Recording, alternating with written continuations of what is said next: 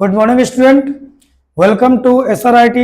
आज हम लोग देखेंगे सी प्रोग्रामिंग में अगले सेक्शन को, क्योंकि हम लोग पिछले सेक्शन में क्या देखे थे, प्री डिफाइंड फंक्शन के बारे में, कि अगर हमें किसी भी, क्योंकि यूजर डिफाइंड की बात तो अभी करनी ही नहीं है, क्योंकि जब हम एक अच्छे लेवल पर प्रोग्रामिंग जान जाते हैं तब जाकर यूजर डिफाइंड फंक्शन को बनाने का एबिलिटी आपके अंदर आता है। लेकिन अभी हम लोग किसी भी प्रकार के यूजर डिफाइंड फंक्शन को बनाने का जो क्षमता है वो अभी हमारे अंदर, आपके अंदर अभी नहीं डेवलप हुआ है, क्योंकि अभी हम लोग पहला प्रोग्राम भी नहीं किए हैं। क्लियर? तो अभी हम लोग स्टार्ट में जितना भी प्रोग्रामिंग करेंगे वो सभी का सभी जो प्रोग्रामिंग होगा वो प्री डिफाइंड फंक्शन के ही अकॉर्डिंग चलेगा।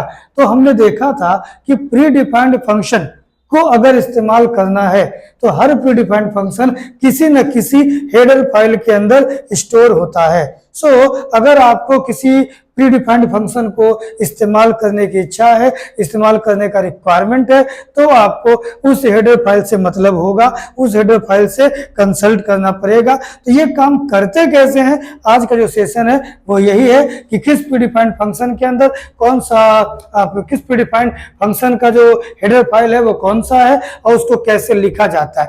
इधर हमने कुछ टॉपिक लिख दिया है, जैसा कि आप देख पा रहे हैं, stdio स्टैंडर्ड इनपुट आउटपुट, उसके अंदर प्रिंटफ और स्कैनफ है। conio.h इसके अंदर क्लियर स्क्रीन और getch है।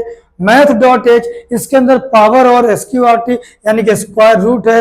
एंड string.h इसके अंदर str upr str len, ऐसे बहुत सारे, अभी हमने बस एग्जांपल के पॉइंट ऑफ व्यू से दो फंक्शन सब में डाला है। बाकी आगे हर प्रकार का जो हेडर फाइल है उसके अंदर क्या क्या फंक्शन है वो सब कुछ को डिटेल में बताया जाएगा। अभी हम लोग इसलिए डिटेल में नहीं जान रहे क्योंकि अभी हमें इस्तेमाल करना सीखना है। अभी हम लोग उस फंक्शन पे बारे में पूरा चर्चा नहीं कर रहे हैं, अभी हम लोग को ये देखना है कि इस फंक्शन को इस्तेमाल करते कैसे हैं। क्लियर?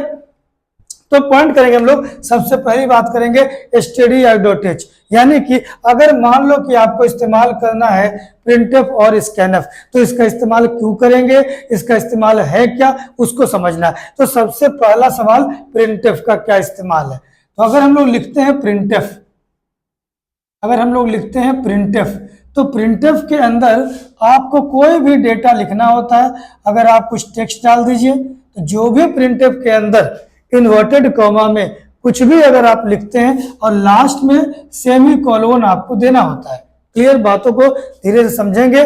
प्रिंटफ के अंदर इन्वर्टेड कॉमा के अंदर जो भी डेटा आप लिखेंगे वो डेटा मॉनिटर पर, स्क्रीन पर डिस्प्ले होता है। यानी कि अगर आपका जो कंप्यूटर है उस कंप्यूटर में यहाँ पर अगर कुछ स्क्रीन पर अगर आपको कुछ डिस्प्ले कराना है, जैसे कि आपको डिस्प्ले कराना है हेलो, तो अगर कुछ भी स्क्रीन पर डिस्प्ले कराना है यानी कि आउटपुट के रूप में जो भी चीज दिखना चाहिए उन चीजों को हम लोग कहाँ लिखते हैं, प्रिंटफ में। अगर हम लोग प्रिंटफ पे जाते हैं और यहाँ पे जो भी चीज लिख देंगे वो चीज आपको स्क्रीन पर डिस्प्ले हो जाएगा। बातों को समझे। प्रिंटफ का काम क्या है, जो भी डेटा यहाँ पे लिखा जाएगा उस डेटा को स्क्रीन पर डिस्प्ले कराना। मतलब प्रिंटफ का क्या काम हुआ, to display output on screen. Screen पर जो भी आउटपुट आपको डिस्प्ले कराना होगा उसके लिए हम लोग क्या करेंगे, प्रिंटफ। अब चाहे तो कोई वैल्यू डिस्प्ले करना होगा या कोई मैसेज डिस्प्ले करना होगा, आप उन चीजों को कर सकते हैं। अब ये कैसे किया जाता है वो सब चीजों को हम लोग और आगे देखेंगे। यानी जब कोड करेंगे तो, यानी कि अगर मान लिया जाए कि अगर आप लिखते हैं प्रिंटफ हेलो, तो ये हेलो आपको यहां दिखेगा। अगर आप लिखते हैं प्रिंटफ इन्वर्टेड कॉमा के अंदर एंटर टू नंबर, तो ये मैसेज स्क्रीन पर दिखेगा, लाइक एंटर टू नंबर। तो जो चीज यहां पर लिख देंगे वो चीज डिस्प्ले हो जाएगा मॉनिटर पर, स्क्रीन पे।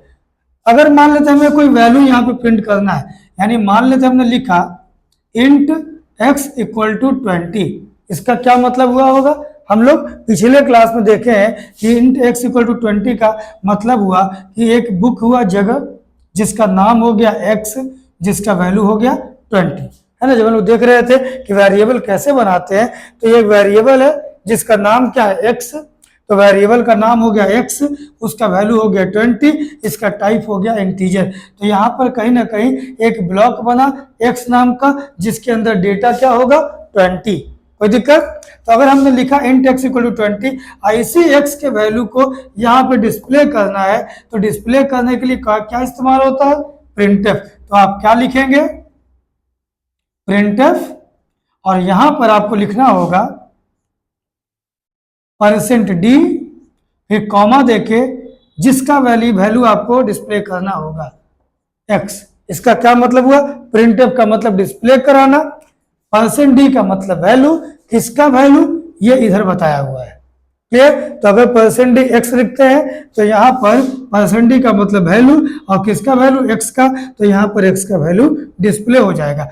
मान लीजिए अगर आप यहाँ पे z इक्वल टू 100 भी लिखे हुए थे, तो अगर हम लिखते हैं प्रिंटफ